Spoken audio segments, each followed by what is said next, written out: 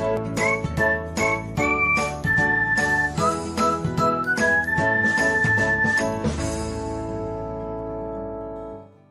everyone, welcome back to another episode of Technologyglance.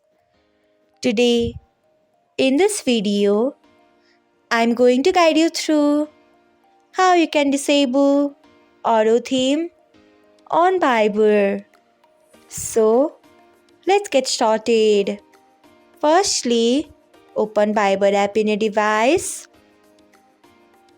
Then tap on three dots icon. Next, tap on settings. After that, tap on appearance.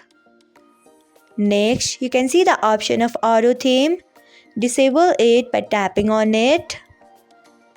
So, this is how you can disable auto theme on Bible. Thanks for watching. If you found this guide helpful, we would love it if you hit the thumbs up button below. We upload great new tech tutorials like this one every day.